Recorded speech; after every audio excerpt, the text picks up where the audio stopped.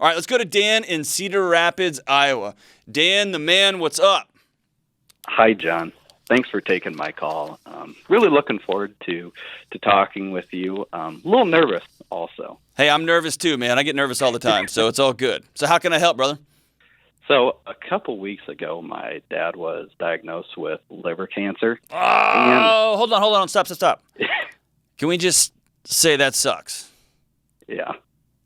Have you sat down and just looked in the mirror and looked in your own eyeballs and just said, this sucks? Yes and no. It just seems like I'm taking the diagnosis a little harder than my dad is. Growing up in a farming family, you were conditioned to not show your emotions. Did you say a fireman family? A farming family. Farming family. Okay, farming family. Yep. And it just seems like, you weren't supposed to show your emotions, and now it just seems like it's all coming out for me and taking over my life, it seems like. Sure. So how old are you, man? So 28. 28. Are you married? You got kids? Yep. Well, just recently married, got married back in August, so no kids as of right now yet, but they're on their way, or that's in the coming future. Very cool. So tell me about your old man. So he's 74 years old. He's one of those guys that everyone likes. Heart of gold, hard worker. Just an all around good guy. That's awesome. He's a good dad to you? Yeah. We talk on the phone probably multiple times a day. Before the diagnosis? What's that? Y'all talked that often before the diagnosis? Oh yeah. America, listen. Talk to your kids a couple of times a day. Talk to your kids a couple of times a week. Good for you, man. Good for you and your dad. Yeah. So it doesn't seem like we're trying to make up for lost time. Sure. But it's, all right, this is what we're facing, and all right, what are we going to do to go forward? Mm-hmm. The cancer diagnosis, it doesn't faze him at all, even though that he knows that it's on his liver and potentially throughout the rest of his body.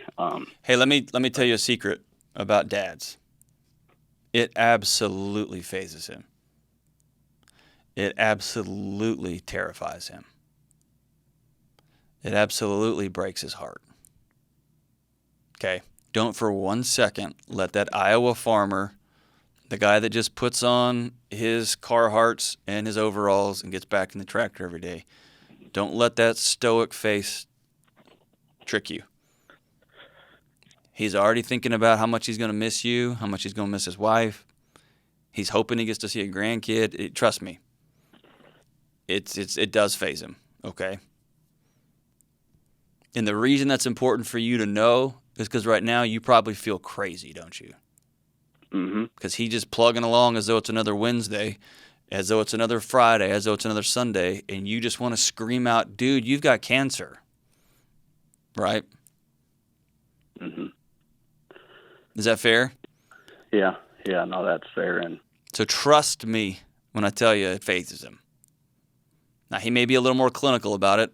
Farmers deal with death their whole lives, right? And so there is something somewhat poetic about it and beautiful about it and routine about it, but it phases him, okay? So how are you feeling, man? All over the place. All over the place. So I also work off the farm as well, and it's one of those things that's always on the front of your mind. Mm-hmm. You can't Google the symptoms or Google liver cancer and see the prognosis. And sure. Yeah, we're kind of all over the place. But well, actually, right now he's having a biopsy, and so we're waiting to find out what kind of cancer it is. Did it start in the liver, or didn't move to the liver, so it's just kind of all up in the air. And whether it's a really rough prognosis or whether it is a cheerful, best case scenario, your dad still loves you and you still love your dad, right? Oh, absolutely.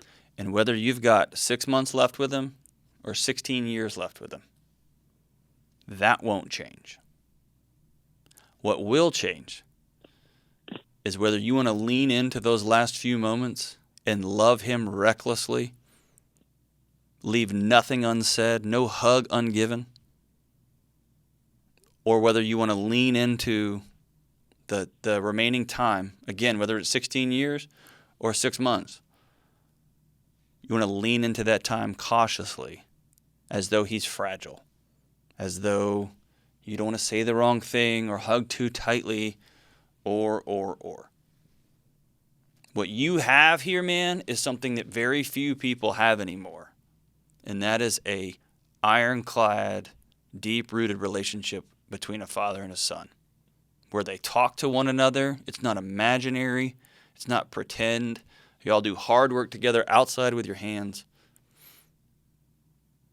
And so make no mistake, when he passes away one day, which he will, it's going to be hard and it's going to be difficult.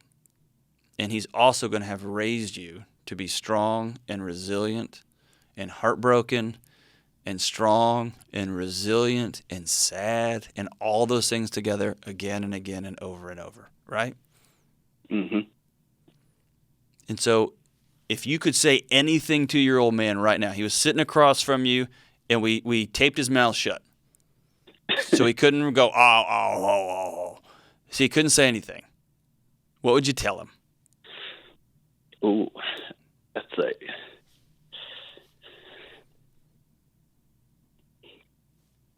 thank you for being there and being a good dad.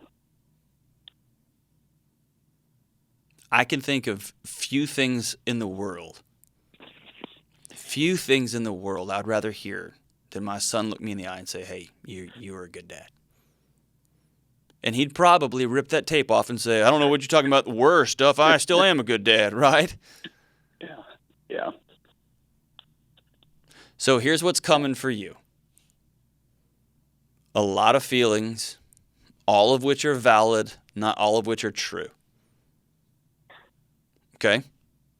Okay. You're going to feel all kinds of things. You're going to range from frustrated that he's not going to do his will the right way, or he's going to have some ideas about selling this tractor before, whatever. You're going to have all these kind of nuts and bolts things. They're going to drive you batty. Some of that will be because it's his and he can do what he wants. Some of that's just going to be because you're struggling with grief. Mm-hmm. You probably didn't get a great model for what grieving looks like.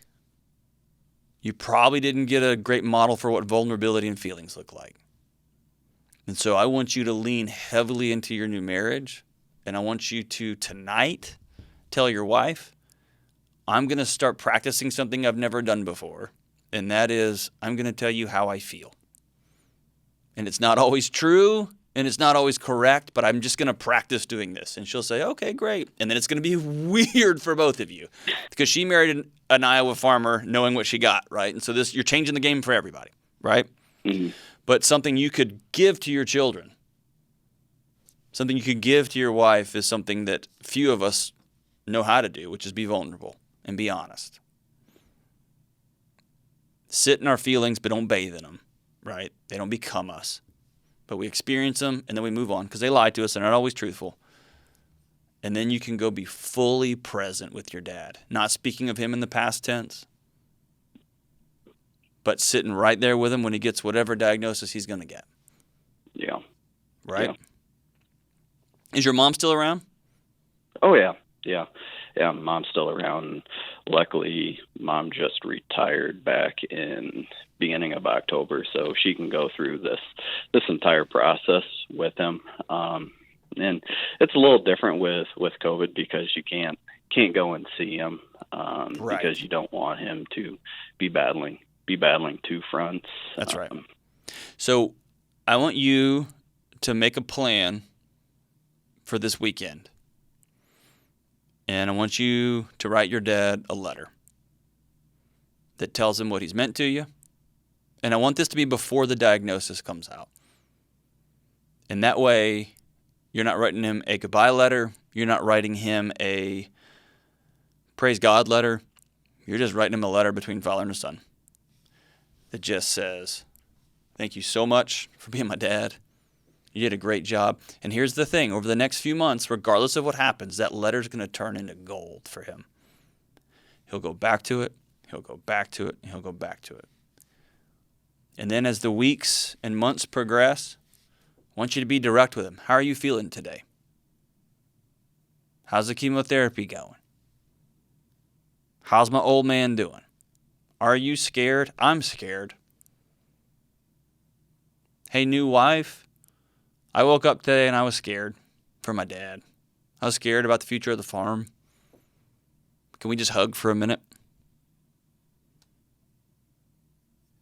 And I want you to start making a list of things. Maybe ask your dad, hey, what are some things you did intentionally with me that I can pass on to my young son, to my young daughter? And let your dad verbalize, let him teach you that we all love being the one who gives advice and gives wisdom. Feels good. People call you and ask you.